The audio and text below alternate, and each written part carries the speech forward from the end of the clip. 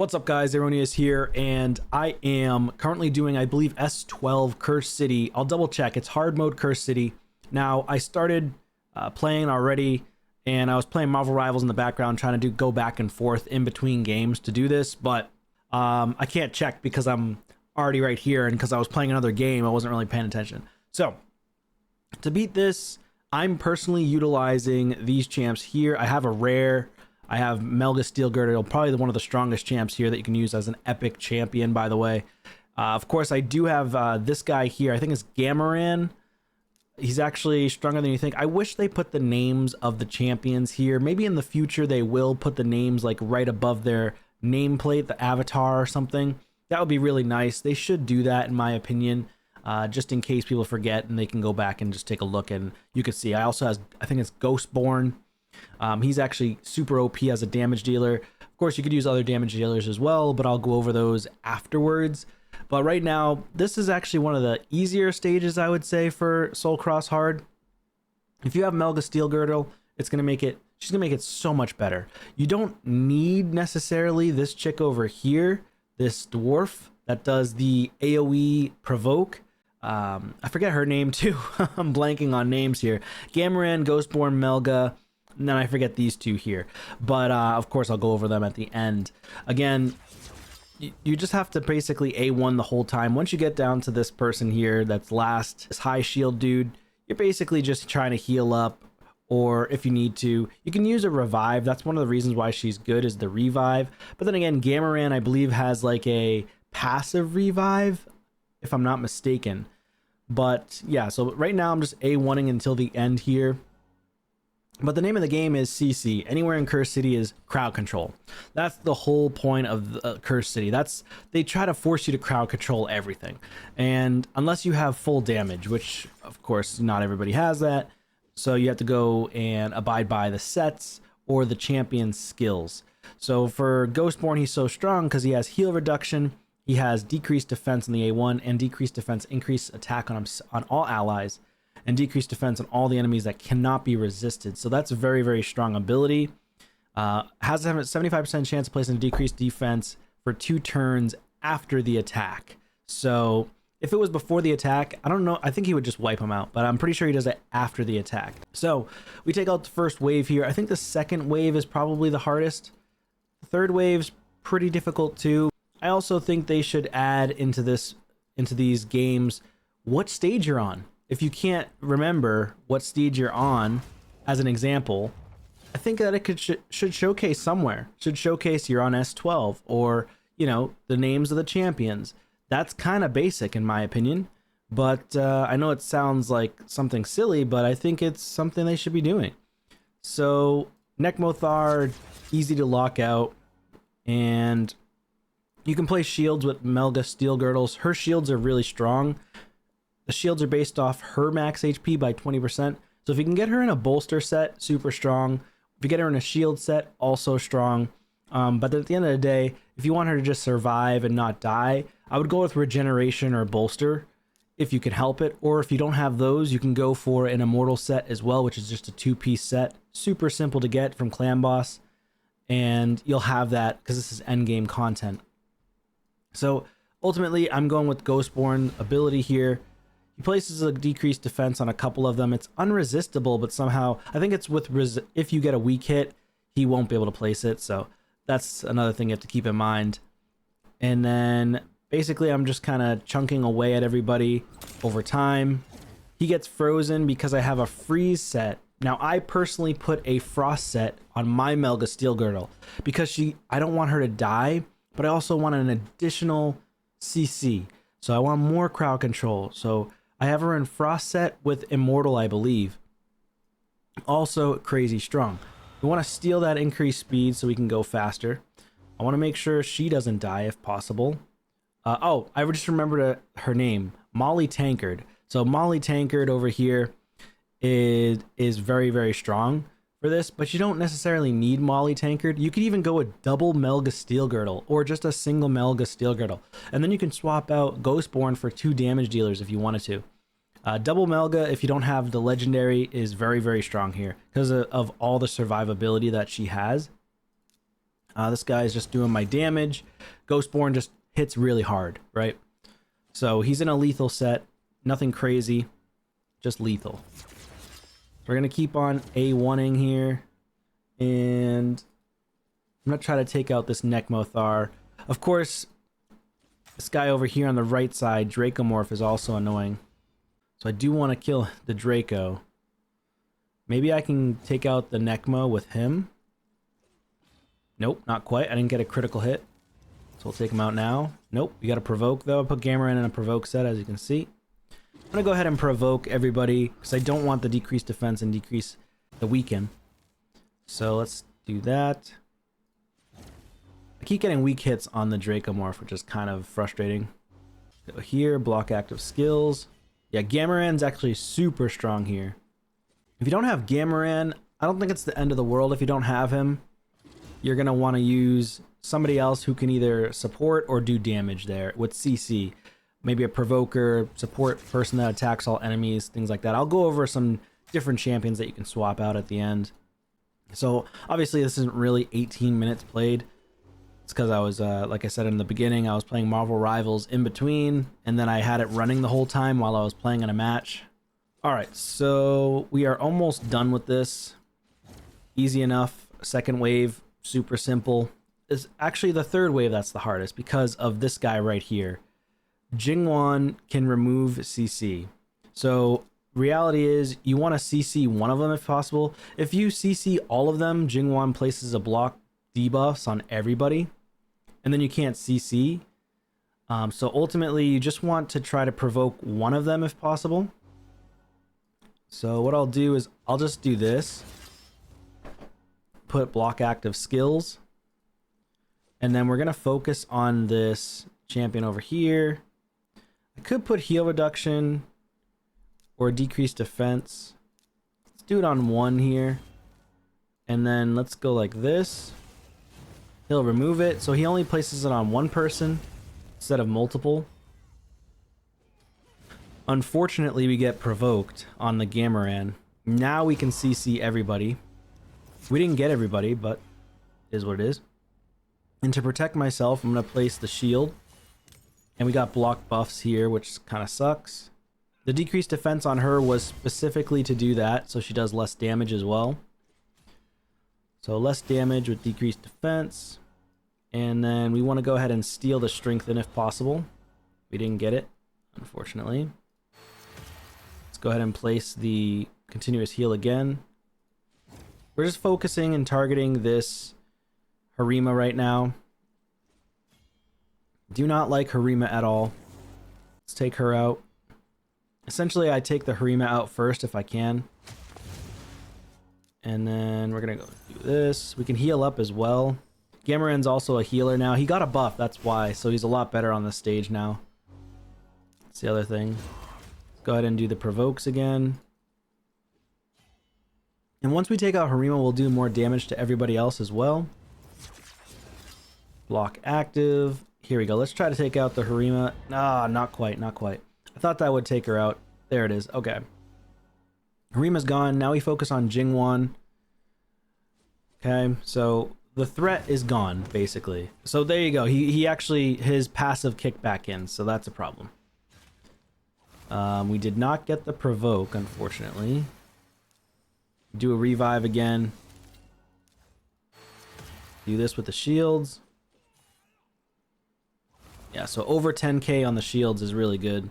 Because he only did 10k damage, so as you can see, Melga is disgusting on this stage. She's pretty insane. And she removes debuffs too. Okay, we're almost done here. If I can just get through this. Get this resist. Oh, decrease accuracy. Do some damage. More shields. At least on the healers are fine. You kind of want to also consider putting high resistance on your champions. Super impactful if you can get high res. So you don't get CC'd by the ninjas with the freeze. You don't get CC'd by anybody else as well. Especially Harima with the provokes. So we just got a revive because this guy right here, Master Butcher. I remembered his name now finally. But Master Butcher, also very strong. go ahead and take this guy out soon, hopefully. There we go. All right, so he's gone. We get a revive. So that's the passive from Gamaran. If you get a kill of an enemy, then any of our team that's dead, we revive one ally, which is very, very powerful. And so that's kind of the gist of it. You're kind of just provoking the whole time. This is a fairly easy stage in my opinion. As compared to like S19. S19 is wicked difficult because it's all epics and rares. Super difficult to play that stage. I'm hoping I can beat that stage this go around. This rotation, but I don't know if I'm going to be able to. I think I can just full auto the rest of it. Fairly easy for the rest of the round here. To block the revive, not even necessary. I still think that ability with Gamaran is a little weak, where he blocks the revive on somebody and then does like 10% of the max HP, or based on the dead enemy max HP or something, damage to the other team, but it doesn't really do much. Super niche to utilize it, but I mean it works nonetheless. It's not like he's unusable. He's definitely better with the buff, that's for sure. Alright, so there you go. Like super simple. Yeah, S12. So S12 is the stage. Let's go take a look at the champions. Alright, so Ghostborn, pretty basic. All I did was throw him in Lethal Perception. Lethal Perception, 6200 on the attack, 197 speed, so fairly slow, 225 crit damage, 303 on the accuracy. You also have to keep in mind Curse City for the area bonus. So I do have my Curse City almost fully built, and he's at 217 speed, 255 crit damage. He ignores an additional 20% defense alongside the 25% that he's ignoring just from the lethal alone, and then 6300, almost 6400 attack. So not bad there. He did feel really slow. No relic. He has no books at all. So I don't have a single book in him. I've got Crushing Ren 2-star, which is helpful because he gets more attack. And then he does a little bit more damage. He has not fully mastered. So if I were to go with masteries, I'd probably go with Helm Smasher for him, just because he's a main damage. This is really all I use him for. I might consider utilizing him in other areas of the game. I just haven't found a use case yet for him, at least for my account. And then the next one is Gamaran. So Gamaran, much stronger than he used to be with the buff. I personally use him in Provoke and Immortal, just so he can heal himself up. And his gear's not fully built here. We got two pieces that are not fully built. Doesn't even have speed on it, but he is fairly fast. I do love feral gear. It's pretty fantastic. If you're just trying to fill, you know, a little bit of accuracy, a little bit of stats on your champion, you can throw feral on for 40 accuracy. It's really strong. Doesn't really matter. You could just a feral piece, even a 4-star feral piece is going to be stronger than, or a 5-star piece is going to be stronger than like a 6-star epic of one of these, or even a 6-star legendary if you just want accuracy to meet those thresholds. So consider using those as needed. So yeah, Provoke helps with the waves as well. Made him no problem. He doesn't have any books, no blessing. He doesn't have full masteries either, but I would go with probably Fearsome Presence for him, just because this ability right here has a 50% chance of placing a block actives. And if you put Fearsome Presence, it gives it a 55% chance for each hit. So you're almost guaranteeing a block active skill on someone. And then attacks on enemies, 80% chance of stealing all buffs. It used to just be one buff. Now it's all buffs and then spreads. So I was still thinking that it was just one buff while I was playing that. But with the new buff to Gamaran, he steals everything. So you don't even have to worry about the last wave at all. You just put this ability, after you put the Provoke on all the enemies, they all get the block buff, or block debuffs. And then he steals all the block debuff, and then it's all gone. Like, you don't have to worry. Unless he only steals one, I'm not sure. I didn't really check or couldn't tell. Can target dead or alive enemies. I mean, you guys can read this. I'm not going to go through his whole kit, but this is his passive. Revives one random ally with 30% HP, 30% turn meter each time an enemy is killed, and revives a random ally with 30% and 30% turn meter each time a block revive debuff is placed on enemies. So it's even stronger than it was before. Then we got Molly Tankard, fully booked. I have her in one of my Hydra teams. She's very, very strong. Super strong here as well. When she revives, she places block damage. When she gets attacked, she ends up filling the turn meters of all allies by 15% when she's hit, and then fills the turn meter of all allies by 25% if she's hit by a boss. So that's why she's so powerful in Hydra. No relic. I put her in regen and perception, and she is running at 273 speed, 358 on the accuracy, 404 on the resistance, 3700 on defense, 66,000 HP. You go to Curse City, and there is her stats. So her stats are pretty high for Curse City. And then if I go back, I don't know if I showed Gamaran's stats. So he's at 224 speed, 3300, 61,000, 459 accuracy. With Curse City, he's at 244 speed, 63,000 HP, 3400 defense, 523 on the accuracy. Overkill on the accuracy, to be honest. Doesn't have any skills book, no relic. There's his masteries, and there's her masteries. She's not even fully mastered either. And then Melga, 0 masteries. She is fully booked, though. I do recommend fully booking her. I have her in Chainbreaker, and then no relic, and she is in a Frost set. None of it's even fully maxed. 15, 15, 15, 15, 15 on 5 pieces, 6 pieces level 15. And then I got her in a Immortal, like I said, during the fights. So I think she's really strong with a Frost set, especially if people are trying to target her and she freezes them. And this is going to be a strong set for S19, in my opinion, because if I attack the Marichka, for example, and then a Terrasses attack her, if she doesn't die and they get frozen, it's really, really strong. So this is her stats before I do this Curse City. If I go to Curse City, you can see we've got almost 500 res, 243 on the speed, 78,000 HP, 3,700 defense, 199 accuracy, but we don't need accuracy. So she's looking pretty good. And once I upgrade all of her gear, she's going to be just so much more powerful. Again, masteries, I would go with defense and support. You don't really need to go offense tree with her. I definitely recommend going with a counterattack with retribution, just because you want her to counterattack and get a chance to remove debuffs from your allies. So last one is Master Butcher. I have him in a regen set. I don't know why I have him in 5 pieces, but I would definitely recommend regen and Immortal if you can get it. This is really old gear for me. He's not fully leveled out for gear. He's got 58,000 HP, 195 speed, 250 accuracy, but again, for Curse City, 314 accuracy, 390 res, 215 speed, 60,000 HP. And then this one here, I can't even look at this, but basically you'd want to level out an accuracy banner if you can help it with HP percent. No relic on him, fully booked. I would do recommend fully booking him. Survival Instinct. He's also very strong for the normal faction crypt as well as the hard mode faction crypt for prioritizing the provokes. And his A1 also has a potential chance to provoke as well, 30%. I would recommend going down to Fearsome Presence because it gives him a higher chance to provoke. Other than that, he's not crazy. I mean, he is pretty good, decent champion for a rare. Revives a random ally with full HP whenever he's killed, and when attacked, heals all allies equal to the amount of damage taken. It doesn't work against bosses, but it does work against the waves. So super, super powerful. In terms of champs that you can swap out, if I go back to Curse City S12, I would recommend definitely utilizing, you've got plenty of different options, right? You've got Kinagashi.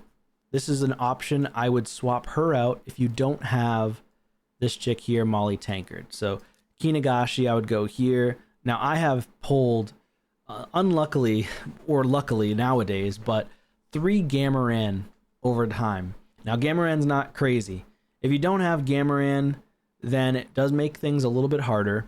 However, you could throw in this chick right here, Visionary, decrease crit rate, decrease crit damage, increase crit rate, increase crit damage, increase speed. No, it's only in dungeons, which kind of stinks. But this one has a chance of decreasing the target's turn meter, books it to 100% if the target has decreased crit rate or decreased crit damage on them. And she does AoE. She can hit fairly hard, not super hard hitting, but she's okay. She also has a fills turn meter by 15% on all allies on a 3 turn. I would recommend utilizing her if you for some reason don't have Gamaran. I have 2 Molly tankards that I've pulled over time. And then for Ghostborn, you'd probably want to just go with a Jirojin. And this is kind of the team you'd want to use. Obviously, if you're doing hard mode Soul Cross and you're at S12, you probably have a lot more champs than this. You probably don't have just a bunch of epics at this point. If you do, I'd be very surprised how you even got to S12 without having a single legendary, like at least Gamaran or Molly Tankard or Ghostborn. There's so many other ones as well that are HP support that you could utilize, but I don't have additionals. You could also go with Double Master Butcher if you wanted to. Say you didn't use this and you wanted to just throw in another Master Butcher and you used her as your damage dealer. Master Butcher could be the one to try to provoke the whole time and heal. And if he dies, he revives somebody else on your team. So he's like an additional reviver. So basically your damage dealer is going to be her. She also revives. Her. She also revives. And then, but just she's damage. But Melga's not your damage. Melga's just the one that keeps you guys alive. High resist, I would put her in so she doesn't get provoked. And then make sure that she has a lot of survivability. But it's not an ideal team. It could work, but it's not ideal. I definitely have not built my Jirojin. I would love to try to utilize him at some point, but I just never had to build him, so I haven't utilized him. But he definitely hits hard. On this ability, he hits really hard, so I might end up having to build him if he's required. Yeah, so he might be required to be built over here to single target nuke somebody. But we'll see what happens. This is definitely going to be the hardest stage for me, and I really want to beat it, though. Anyways, that's going to be it for this one, guys. Leave your thoughts in the comments down below. If you do beat S12 of Soul Cross, let me know what team did you utilize in order to beat S12 in Soul Cross. I would love to hear it. And I will see you on a video soon. Take care.